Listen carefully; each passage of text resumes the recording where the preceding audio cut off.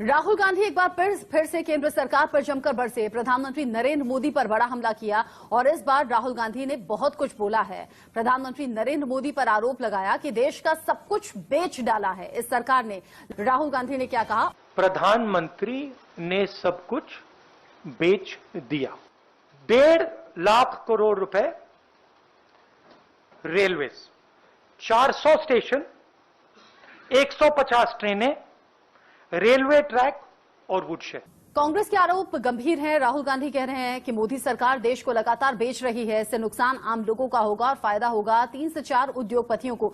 विवेक बिंद्रा हमारे साथ होंगे सीनियर इकोनॉमिस्ट के तौर पर। विवेक बिंद्रा से हम ये भी पूछेंगे क्या मतलब होता है इन सब चीजों का, निजीकरण का मतलब क्या है और इकोनॉमी देश की आप कहां से कहां पहुंची है, इसके मायने भी क्या है। विवेक बिंद्रा जी जरा समझाइएगा दर्शकों को, प्राइवेटाइजेशन का मतलब क्या होता है, इसकी जरूरत क्यों पड़ती है किसी भी सरकार को, और इकोनॉमी जो हिंदुस्तान की अभी है पहले के मुकाबले में अब की इकोनॉमी को आप कैसे देखते हैं? हालांकि कोविड काल से प्रभावित सब हुआ है, दुनिया हुई है, ये हम सब जानते हैं। धन्यवाद, थैंक यू वेरी मच। पहले समझते हैं कि आप वैल्यूएबल रिसोर्सेज को जनरेट करते हैं सरकार के लिए, आपके फिस्कल डेफिसिट का जो गैप है उसको कम करते हैं और डेवलपमेंटल प्रोजेक्ट के लिए आपको पैसा चाहिए। सरकार का काम होना चाहिए कि वो infrastructure, defence, education, health care और लॉ एंड ऑर्डर पर काम करे। सरकार का काम बिजनेस करना नहीं होना चाहिए। मैं ना सरकार, ना पक्ष, ना विपक्ष की बात करूंगा, मैं बात करूंगा क्या जरूरी है। So privatization is not at all bad, it's a great move by the government. आपको पहले समझना है कि हमारे एनुअल रेवेन्यूज भी बढ़ेंगे इससे, वन टाइम रेवेन्यू आने के अलावा।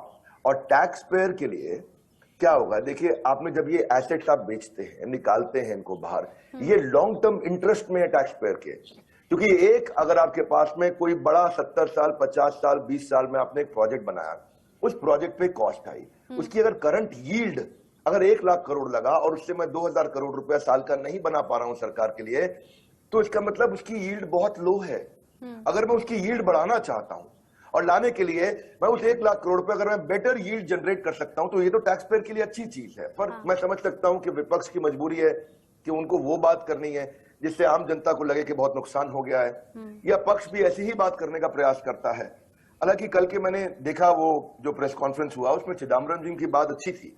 ही सेड वेरी नाइसली कि भाई स्टेक होल्डर्स को इन्वॉल्व करो, and I like that point. But overall I think हमारे पास जो स्टक फंड है इस समय, उनको हेल्थ केयर में, एजुकेशन में, इंफ्रास्ट्रक्चर में लगाना है। That's number 1। नंबर 2, डिफेंस का लैंड, रेलवे की जमीन, बाकी पीएसयू, उनको लिक्विडेट इसलिए करना जरूरी है क्योंकि वो अनप्रोडक्टिव एसेट है। आप अनप्रोडक्टिव एसेट को रखें और चिपका के रखें, उससे कभी फायदा देश को नहीं होगा। दूसरा, हमने पहले भी देखा है कि पे राइज बढ़ता है डिसइन्वेस्टमेंट से, प्राइवेटाइजेशन से तनख्वाहें बढ़ती हैं, नई अपॉर्चुनिटीज आती हैं, करियर ग्रोथ होता है और नया एम्प्लॉयमेंट जनरेशन होता है। अगला पॉइंट यह है कि वर्ल्ड बैंक ने भी ये रिपोर्ट किया है कि लगभग $100 बिलियन से ज्यादा का प्राइवेटाइजेशन 97 में शुरू हो गया था। चाइना ने शुरुआत करी थी इसकी और लैटिन अमेरिका ने बहुत किया इसको। यूके को देखो, मार्गरेट थैचर गवर्नमेंट जिसने शुरुआत करी 80s में यूके के अंदर, पहले समझिए ये नारा उनका था कि government has no business to be in business.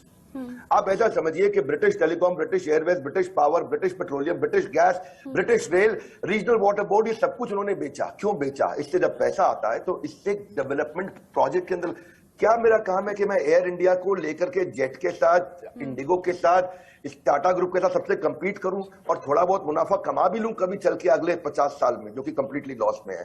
क्या फायदा होगा देश को? इससे कंप्लीटली देश के टैक्स पेयर के पैसे का नुकसान हो रहा है। Taiwan, Hungary, Thailand, Philippines, Korea, Turkey, Poland, Zambia, सबके सब शुरू कर रहे हैं। जर्मनी ने 2 मिनट दीजिएगा, 2 मिनट और सुनिएगा। जर्मनी ने 13,500 कंपनीज को प्राइवेटाइज किया। अब आप ये समझो, टेलीफोन, इलेक्ट्रिसिटी, गैस सप्लाई, जब आप इनको प्राइवेटाइज करते हो इसकी कॉस्ट कम होती है और कंज्यूमर को ज्यादा बेनिफिट मिलता है। अगर आपको वी शेप इकोनॉमी चाहिए कोविड के बाद में, आप चाहते हैं कि इकोनॉमी आगे बढ़े, तो पूंजीपति के बढ़ने से देश नहीं बिकता है। पहले समझ लें। लोग कहते हैं कई बार कि पूंजीपति पैसा खा जाएगा। कैसे? ब्रेकफास्ट में खाएगा, लंच में खाएगा, ब्रेड के बीच में लगा के खाएगा।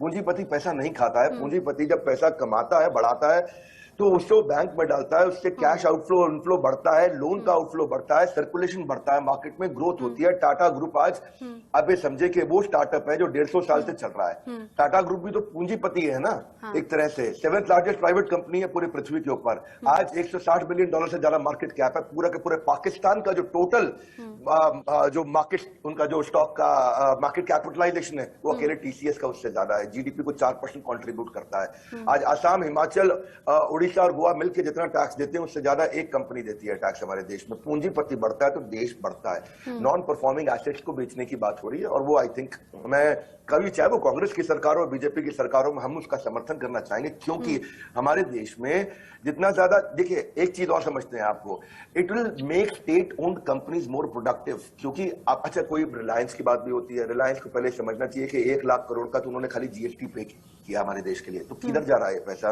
ये डेवलपमेंटल प्रोजेक्ट्स के अंदर जाता है। ये समझिए कि कस्टम एक्साइज ड्यूटी भी उन्होंने बहुत बड़ा अमाउंट 25,000 करोड़ दिया है। आप रिलायंस कैपिटल, अब रिलायंस ऑर्गेनाइजेशन को देखें, ग्रुप को, तो आज 2.5 लाख लोगों को उन्होंने नौकरी दिया है। फार्मिंग के बाद ये प्राइवेट सेक्टर के अंदर लार्जेस्ट एम्प्लॉयर है हमारे देश के अंदर। तो जब ये जाते हैं तो चीजों को एफिशिएंट बनाते हैं, क्योंकि रेड टेप तो चीजें इनएफिशिएंट हो जाती हैं। पहले ये समझना चाहिए इस सारे प्रकरण में हमारी आम जनता की भी बहुत गलती है। इनको कुछ ज्ञान की कमी, नॉलेज की कमी है। देश बेच दें, देश बेच दें, देश बेच दें, देश बेच दें। कौन ले गया पैसा कोई देश को बेच के? किसके घर में चला गया पैसा? See this is basically a wrong narrative. Rahul Gandhi ji ने कल जो क्वेश्चन किए, जो विपक्ष ने कल जो क्वेश्चन किए, उन क्वेश्चंस में सिलेक्टिवली कुछ क्वेश्चन बहुत अच्छे भी हैं। वो क्वेश्चन ये है कि मोनोपोली ना क्रिएट किया जाए, वो क्वेश्चन वो है। पर अगर आप ये देखें कि पीवी नरसिम्हा राव, उनकी गवर्नमेंट में 91-92 में शुरुआत हुई थी, पब्लिक सेक्टर फर्म के बंडल्स में म्यूचुअल फंड में और इंस्टीट्यूशनल इन्वेस्टर्स को दिया गया था ग्लोबलाइजेशन के बाद।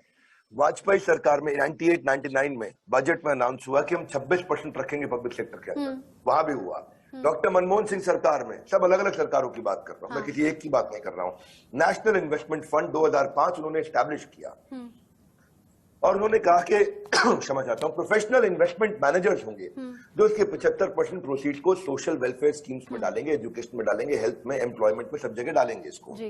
वो अलग बात है 2008-9 में क्राइसिस आ गया, बाद में बाढ़, वो ड्रॉट आ गया, बिल्कुल एकदम सूखा पड़ गया, 3 साल उसमें डिले हुआ। 2013 में वही काम आज अगर वो मनमोहन सरकार करती तो मैं उनकी तारीफ करता, वही नरसिम्हा राव सरकार करेंगे तो मैं उनकी तारीफ करूंगा। आपने जितनी बातें अब तक बोली हैं सब पॉजिटिव संकेत की तरह नजर आ रही हैं। आप सभी का हमारे साथ जुड़ने के लिए शुक्रिया।